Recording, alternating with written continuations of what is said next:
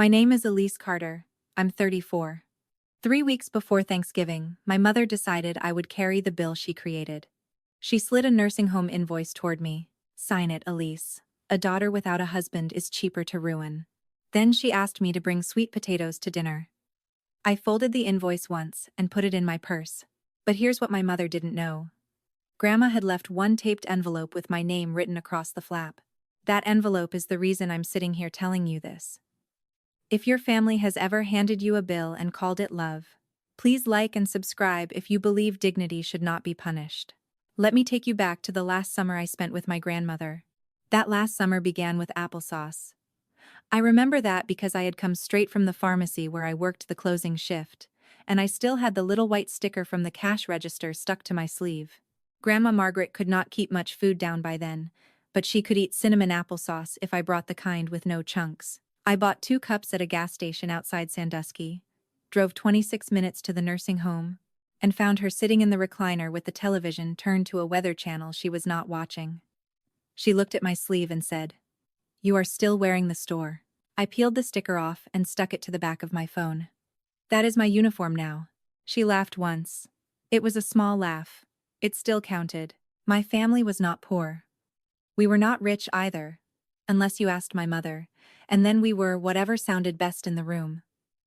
She had been a school secretary before she retired. My father had died when I was 27. Grandma had bought the lake house long before that, back when a nurse could save money, buy a small place, and still believe the world was only mildly unreasonable. My mother lived there after Grandpa died. She called it keeping Mom's place alive when guests were around. When no guests were around, she called it the house I earned.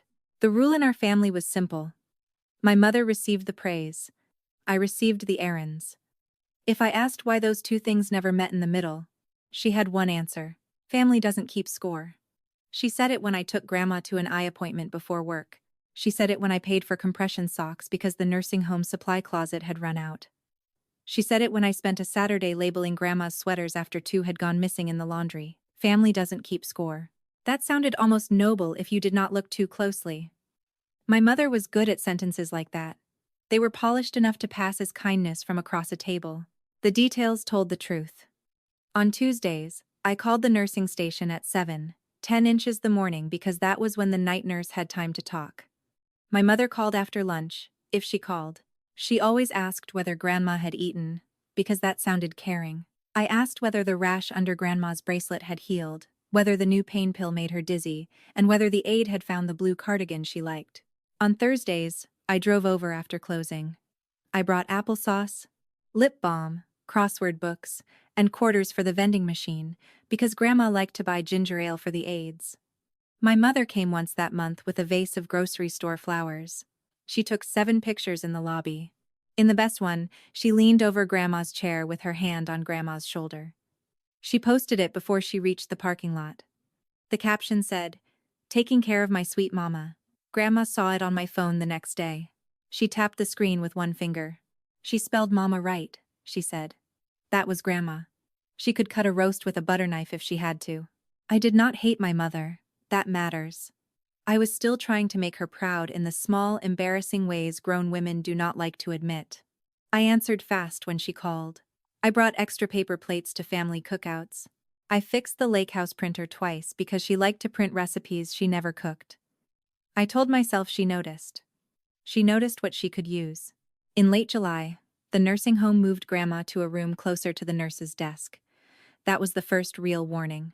I left work early and found my mother at the front desk, with sunglasses on her head and a paper cup of coffee in her hand. She was telling the receptionist that she was basically living here now. The receptionist looked past her and smiled at me. "You must be Elise." My mother's smile tightened. "Everybody knows Elise. She is good with little tasks." Little tasks. That was how she made a life of care sound like picking lint off a sweater. I did not answer her. I went to Grandma's new room and found her blanket folded too high on her chest. She hated that. She said it made her feel like a package. I pulled it down to her waist, and she opened her eyes. "Your mother was here," Grandma said. I said. "I saw." She said. "She talked to the billing lady." I looked at the doorway. "About what?" Grandma blinked slowly. About what things cost when someone is inconvenient. I should have asked more. I know that now. At the time, Grandma's breathing changed, and the nurse came in, and the question slipped under the next hour. That is how families like mine survive. The important thing is always happening right beside the urgent thing. 2 weeks later, my mother hosted a Sunday lunch at the lake house. She said Grandma wanted everybody together, which was my mother's favorite way to make her own plans sound like a dying woman's request. I arrived with deviled eggs. My mother opened the door and looked at the tray. "Store paprika?" she asked. I said, "Yes." She said, "Of course." She took the tray like I had handed her a wet towel. At the table, she set Grandma's old blue mixing bowl in the center, even though Grandma was too sick to come. People praised the bowl. They praised the lake. They praised my mother for keeping traditions alive. Then she said, "Elise helps when she can." I was standing close enough to hear the little hook in it. When she can, not every week, not after 10-hour shifts. Not with the rash, the cardigan, the applesauce, the quarters, the phone calls. Just when she can. I carried the deviled eggs outside and set them down without dropping the tray. That was my victory for the day. Small, but mine. After lunch, Grandma called my cell phone. Her voice sounded thin, and the nursing home television was loud behind her. "Come tomorrow," she said. I said, "I have the mid-shift, I can come after." She said, "Come before if you can, bring your purse." That was all. The next morning, I traded shifts with a coworker and drove to the nursing home before the sun had burned the fog off the fields. Grandma was awake. Her hair had been combed straight back. Someone had put lotion on her hands, and she smelled faintly like lavender and hospital soap. On her lap was a manila envelope sealed with a strip of tape. My name was written across the flap. "Put this somewhere your mother does not clean," she said. That made me smile because my mother did not clean. She staged. There is a difference. Cleaning removes dirt. Staging moves blame into better light. Grandma saw my face and squeezed my fingers. "Do not open it because you are curious. Open it if she turns love into a bill." I wanted to make a joke. I wanted to tell her, Mom would never do that. The words would not come out clean, and Grandma was too tired for lies. So I nodded. She closed her hand around mine. "You came when nobody was counting." I counted. That was the closest she came to saying what the envelope meant. She did not explain. She did not give a speech. She fell asleep before I left, and I sat there for 10 minutes listening to the little machine beside her bed breathe in its own rhythm. That was the only quiet place in this story. I put the envelope in the zippered pocket of my purse. At home, I slid it into a shoebox under winter scarves. I did not open it. For a while, not opening it felt like keeping Grandma alive.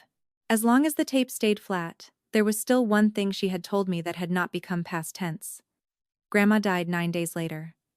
My mother called me at 6:18 inches the morning. She did not say, "Your grandmother is gone."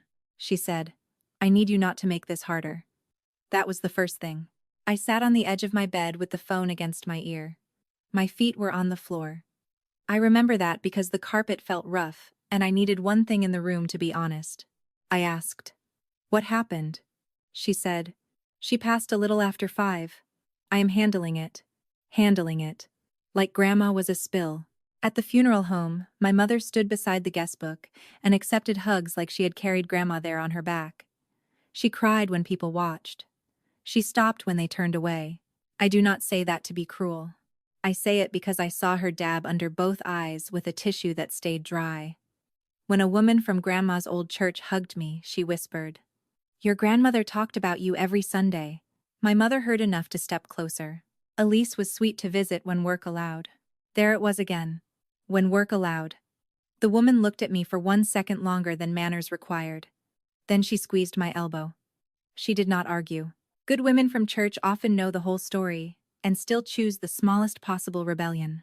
The week after the funeral, my mother invited me to the lake house for coffee. That was not normal. My mother did not invite me for coffee, unless there was a job hiding under it. I came anyway because grief makes fools of people who know better. She had set 2 mugs on the kitchen table. One had a chip in the rim. That one was mine. A folder sat between them. "There are expenses," she said. I took off my coat. "For the funeral?" she said. For everything. The facility, the extra care, the things people do not see. She opened the folder and turned a page toward me. The number at the bottom was $148,000. I looked at it until the digits stopped moving. "This is not mine," I said. My mother leaned back. She had been waiting for that sentence. "Your name does not have to be on something for it to be your responsibility." That was new, not louder, not crueler on the surface. Newer. She was no longer asking me to bring applesauce or fix a printer. She was asking me to become the place where her choices landed. I pushed the page back across the table. She did not touch it. "Family doesn't keep score," she said. For the first time, I heard the lock click inside those words. That night, I went home and took the shoebox from under the scarves. I set Grandma's envelope beside the copy of the bill my mother had insisted I take. I did not open it yet. I only looked at both of them on my kitchen table. One had my name written by someone who loved me. One had my name circled by someone who needed me useful. For the first time, I understood that those were not the same thing. I waited until Sunday night to open the envelope. By then, the bill had started to feel heavier than the tape. I used kitchen scissors. I did not rip it. Grandma had sealed it with the careful hands of a woman who still believed some things deserved respect, even when the people around them did not. Inside was a small brass key on a faded green tag. There was a folded letter in Grandma's handwriting. Beneath that was a thick set of typed pages, clipped together with a blue paper clip. The last thing was a business card with the name of an attorney in Fremont. I picked up the key first. I knew it before I read the tag. It was the lake house key. Not my mother's newer copy with the red plastic ring. Grandma's original. The one that used to hang on a hook shaped like a fish beside the back door. The tag said, in Grandma's square handwriting, "Lakeside Kitchen." I sat down after that. The letter was only one page. Grandma did not waste words at the end. She wrote that she knew I had come when nobody praised me. She wrote that care given in silence was still care. She wrote that the lake house was never meant to reward the loudest child. The letter was the human part. The typed pages were the teeth. I did not understand every line, but I understood the shape of it. My mother had been living in that house under Grandma's terms, not her own. There was also a copy of an old care agreement. My mother's name was on the signature line. So was Grandma's. Mine was not. That mattered. The next morning, before work, I called the attorney on the card. His receptionist asked for my name. When I said Elise Carter, her voice changed by half an inch. "We were told you might call," she said. That sentence made my hand tighten around the phone. The attorney called me back at 11:40, while I was sitting in my car behind the pharmacy with my lunch unopened in my lap. His name was Mr. Larkin. His voice was plain. I liked that. I had no room left for people who sounded warm while handing me bad news. He asked if the envelope was still sealed when I received it. I said yes. He asked if my mother had given me anything to sign. "Not yet," I said. "She gave me a copy of a bill." He said, "Keep it." I looked through the windshield at the brick wall behind the store. "Is it mine? The bill?" "No. Not from what you are describing." I closed my eyes. Just for a second. There are moments when relief does not feel soft. It feels like your knees remembering they were built to hold you. Mr. Larkin did not tell me to confront my mother. He did not tell me to threaten her. He told me to keep copies. He told me not to sign anything without letting him see it. He told me that if my mother tried to turn Grandma's care into a private debt against me, I should call him before I answered. I asked, "Even if she does it at a family event?" There was a pause. "Especially then," he said. I went back inside and finished the last 4 hours of my shift. I counted pills. I checked dates on cough syrup. I showed a man where the heating pads were. Ordinary work saved me that day. It gave my hands something honest to do. That night I made a folder. Not a dramatic one. No red tabs. No movie version of justice. Just a plain blue folder from a pack I had bought for tax receipts. I put Grandma's letter in a plastic sleeve. I put the typed pages behind it. I made a copy of the bill. I wrote down the date my mother had shown it to me. I wrote down the exact sentence she had used. "A daughter without a husband is cheaper to ruin." I wrote it because I knew my mother. If I ever repeated it from memory, she would say I had made it uglier than it was. People like my mother count on your decency to blur the edges for them. I did not blur it. 2 days later, she sent a group text to 8 relatives. Thanksgiving will be at the lake house this year. We will also be handling some family responsibilities so everyone can move forward. That was my mother in one message. Turkey on the top, trapdoor underneath. My cousin sent a thumbs up. Aunt Rose sent, "Sounds good." I did not reply. My mother called 11 minutes later. "You saw my message," she said. I said, "I did." She said, "I need you to come with a cooperative attitude." I was standing at my kitchen sink. The blue folder was on the counter beside a drying rack full of mugs. What does that mean? It means do not embarrass me in front of the family. I almost laughed. Not because it was funny, because she still thought embarrassment was the injury. "Are you asking me to sign something at Thanksgiving?" I said. She went quiet long enough to answer the question. Then she said, "Family doesn't keep score." There it was again. Same sentence. Same ribbon around a different brick. "That is not an answer," I said. "It is the only answer a decent daughter should need." I dried one mug and set it in the cabinet. I did not slam it. Slamming would have helped her. "Send me anything you want me to sign," I said. "No," she said. "You will see it at the table. I want witnesses." She had just told me where she planned to spring the trap. The next shift came from Aunt Rose. She called me from her porch. I could hear wind in the phone and the squeak of her screen door. Rose was Grandma's younger sister, 71, sharp as a tack and twice as easy to step on if you mistook quiet for weakness. "Your mother says there is paperwork," she said. "She says a lot of things. She said you have not sacrificed like she has." I looked at the blue folder on my table. "Did she?" "She did," Rose said. Then she asked whether I still had a black dress that would look nice for Thanksgiving photos. That was my mother again. Damage first, wardrobe second. I did not tell Aunt Rose what was in the envelope. That would have turned her into a messenger, and I would not do that to Grandma's sister. I only asked one question. "Did Grandma ever talk to you about the lake house?" Rose was quiet. Not empty quiet. Thinking quiet. She said Patricia liked the view more than the responsibility. She said, "Why?" "I am trying to understand what Grandma wanted." Rose breathed out through her nose. "Then start by not asking Patricia." 6 days before Thanksgiving, my mother escalated again. She sent me a picture of the dining room table at the lake house. The good plates were out. Grandma's blue mixing bowl sat in the center, empty. Beside one place setting was a pen. Her text said, "I put you next to Mr. Larkin so this can be painless." I stared at the name until my eyes settled on it. Mr. Larkin. She had invited Grandma's attorney. I called him from my car before I drove home. He answered on the third ring. "My mother says you are coming to Thanksgiving," I said. "She asked me to witness a family repayment agreement," he said. "Did she tell you whose repayment?" "Not in any useful way." I looked at the pharmacy sign reflected in my windshield. Half the letters were backward. It seemed about right. "Should I stay home?" I asked. "That is your choice," he said. "But if she presents the paper in front of me, I can respond in front of her." He did not say more. He did not need to. By then, the balance had changed. My mother still had the house, the table, the guest list, the story, and the confidence of a woman who had never been corrected in public. I had a blue folder, a brass key, and Grandma's handwriting. It did not feel like enough. It felt real.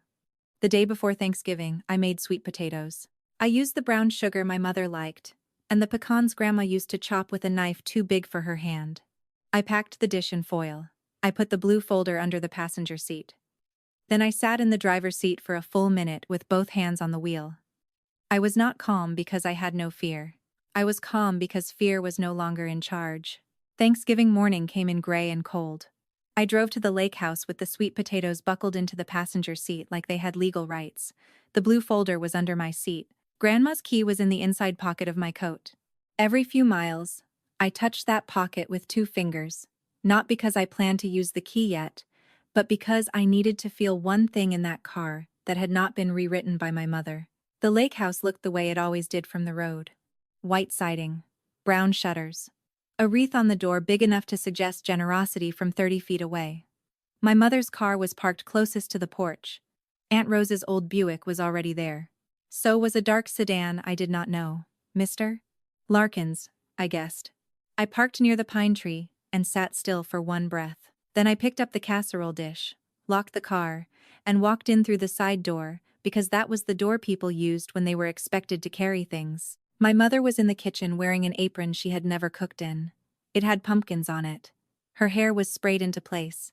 Her smile arrived before the rest of her face. "There she is," she said. "Our busy girl." Busy girl, 34 years old, and still reduced to a phrase you could use for a teenager who forgot to unload a dishwasher. I set the sweet potatoes on the counter. "Happy Thanksgiving," I said. She looked at the foil. "Did you use pecans?" I said, "Yes." She said, "Good. Your grandmother hated when people got sentimental and forgot texture. That was how my mother used the dead. Like seasoning, a little bit wherever it helped." Aunt Rose was at the dining room doorway with a glass of iced tea in her hand. She gave me a small nod. Not warm enough to draw attention. Not cold enough to miss. Mr. Larkin stood near the window, holding a paper cup of coffee. He wore a navy tie and the expression of a man who had been invited to dinner for the wrong reason and knew it. My mother saw me notice him. "I thought it would be cleaner," she said. I asked, "What would be cleaner?" She said, "Handling the responsibility once. In front of everyone. No confusion later."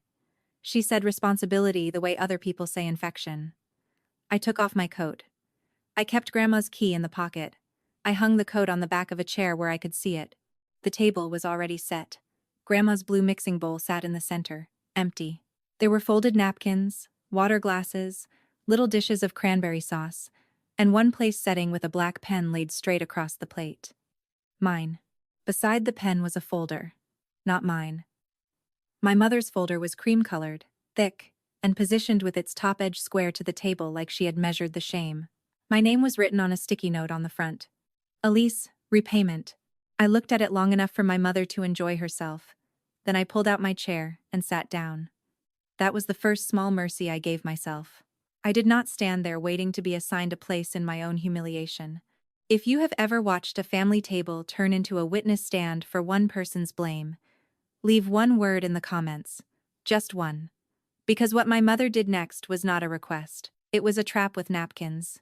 Dinner began with grace.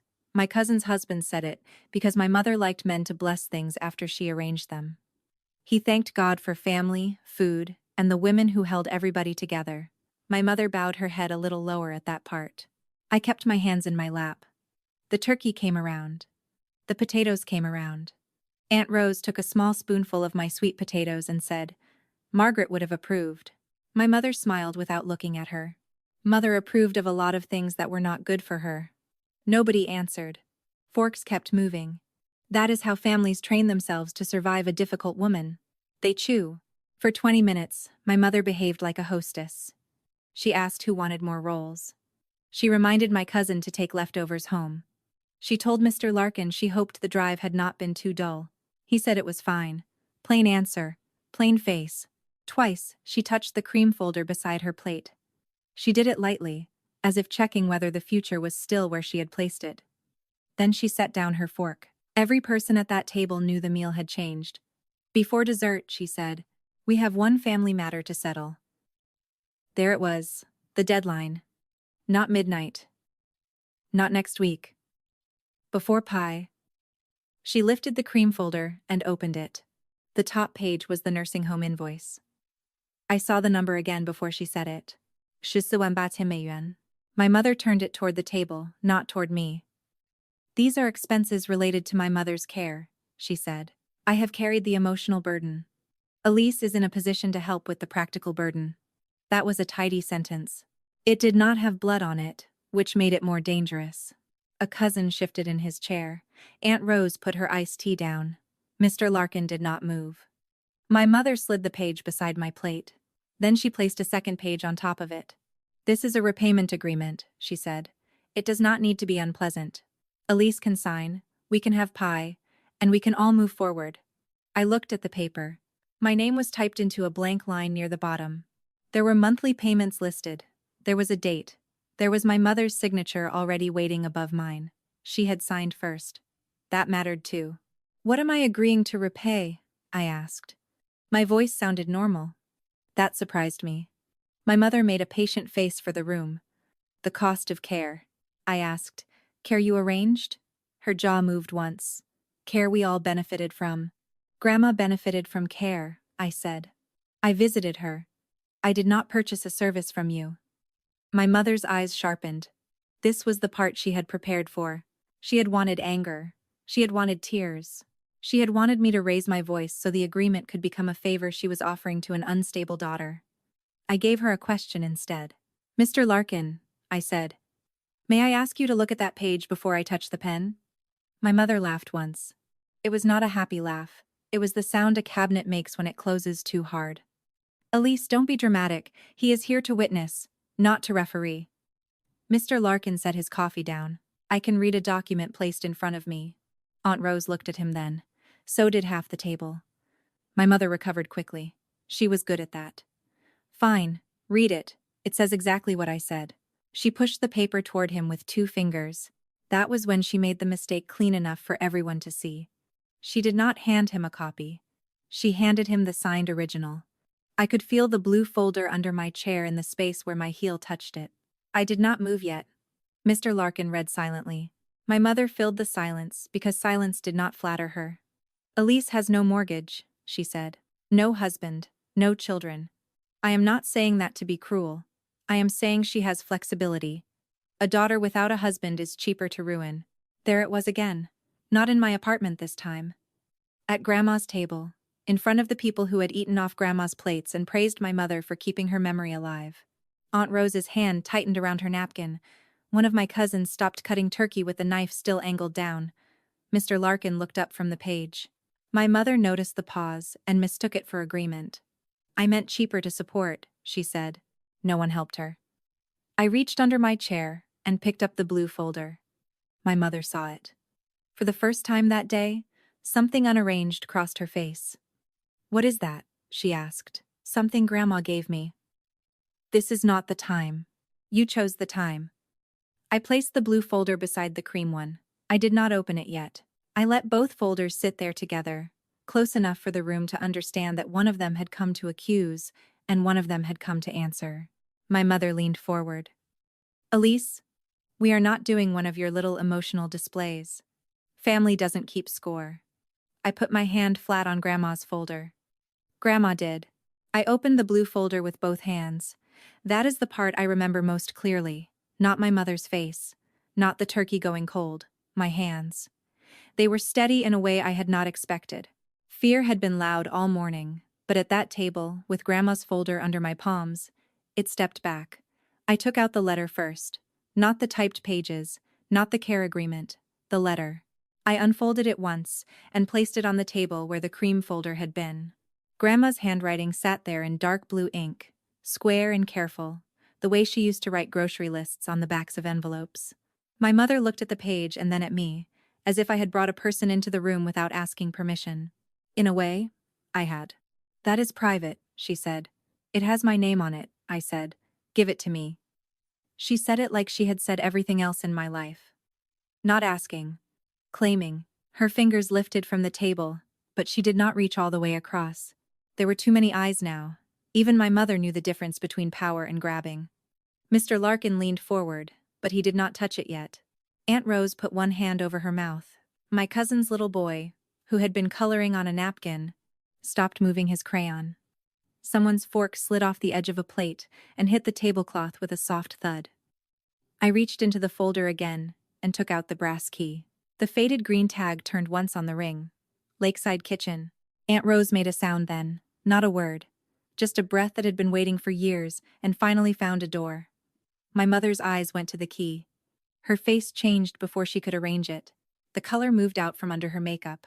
Her hand left the stem of her water glass and flattened against the table. Where did you get that?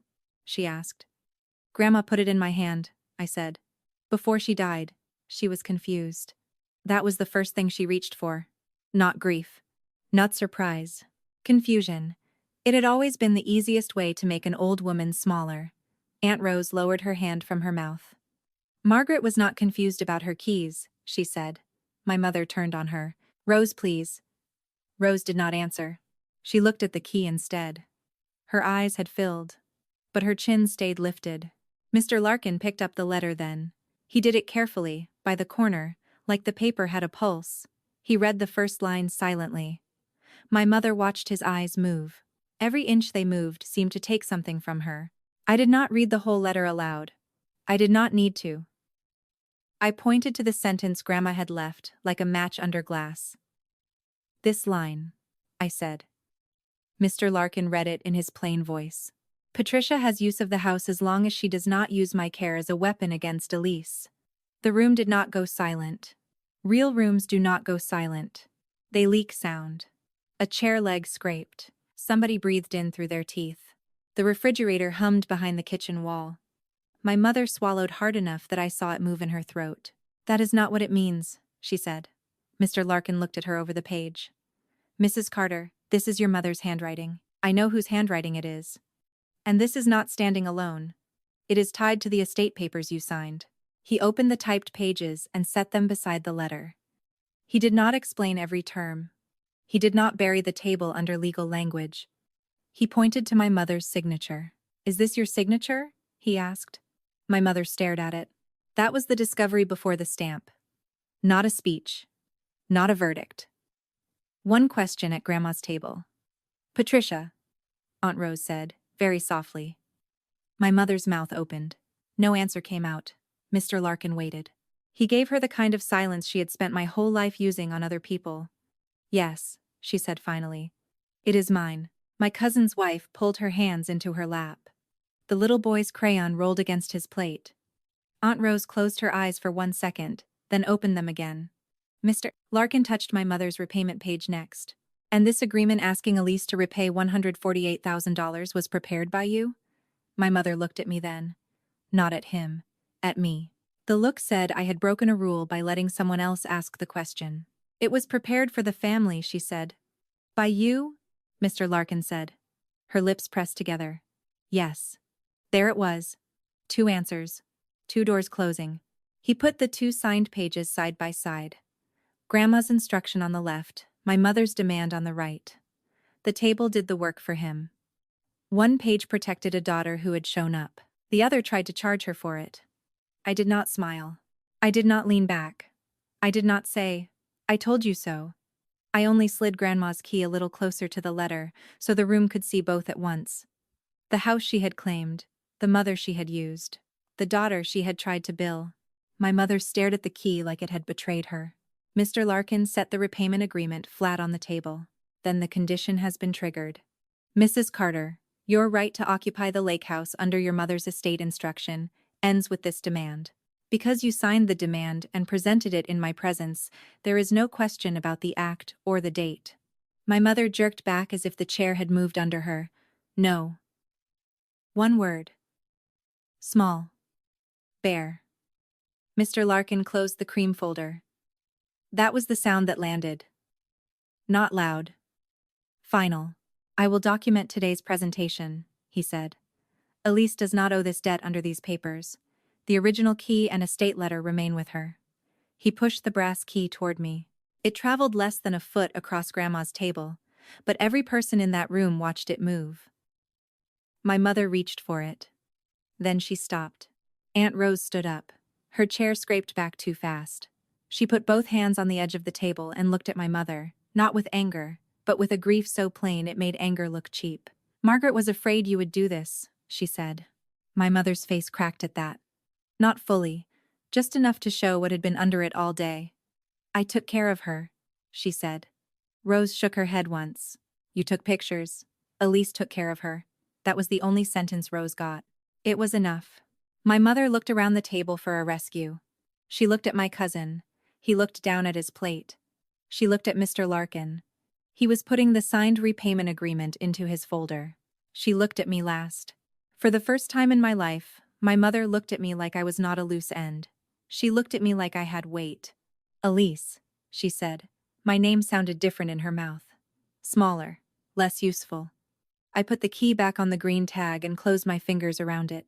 "I will take Grandma's letter home," I said. "Mr. Larkin can tell us what happens next." "You would do this to your own mother?" she asked. I looked at the signed repayment agreement.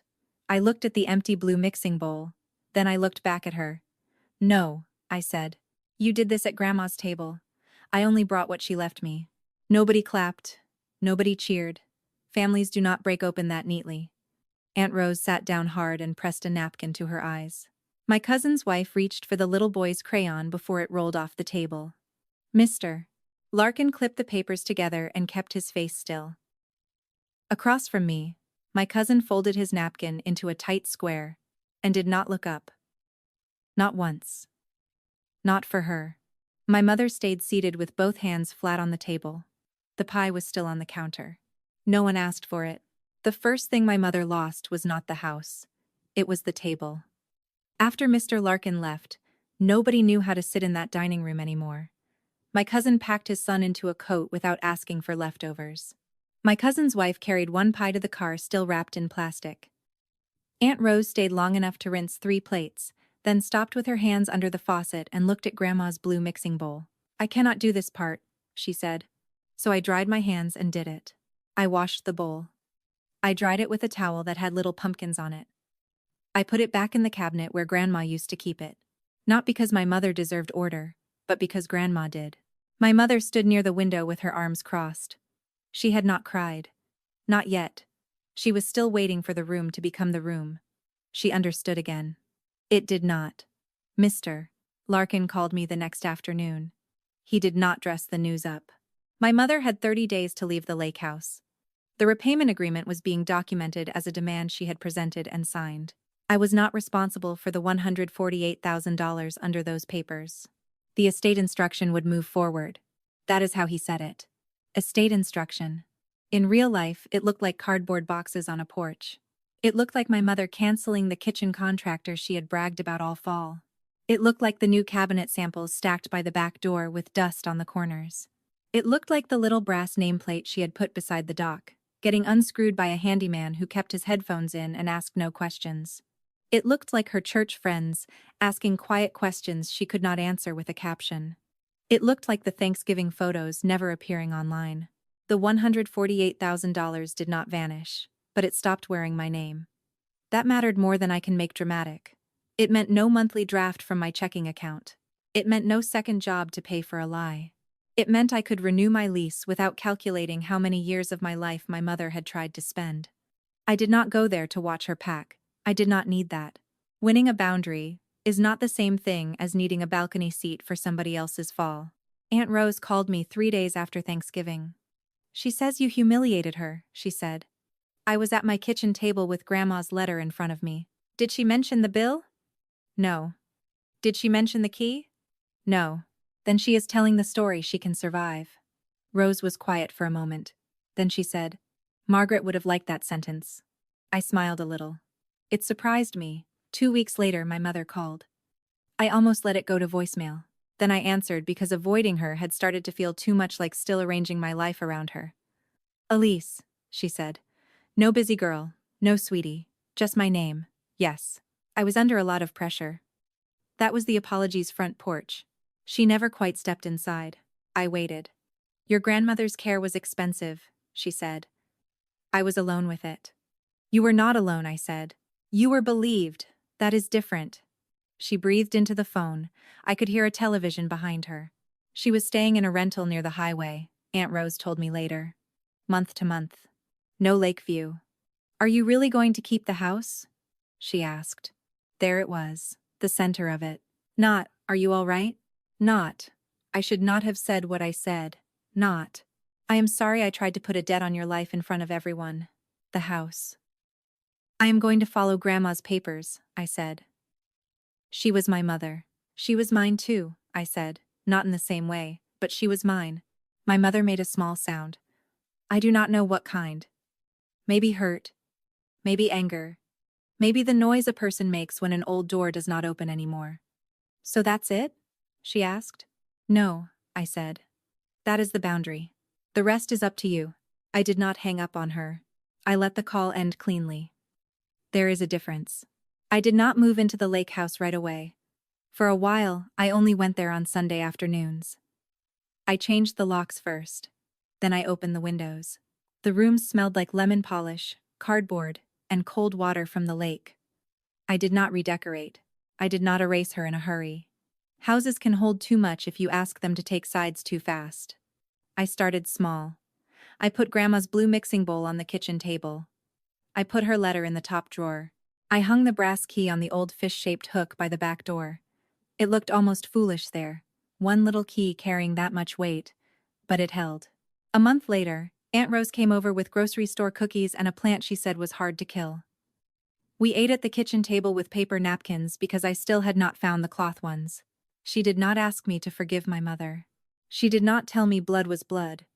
She told me a story about Grandma backing a boat into a dock in 1978 and blaming the dock for standing there. I laughed so hard I had to put my hand over my mouth. That was the warm note in a cold ending.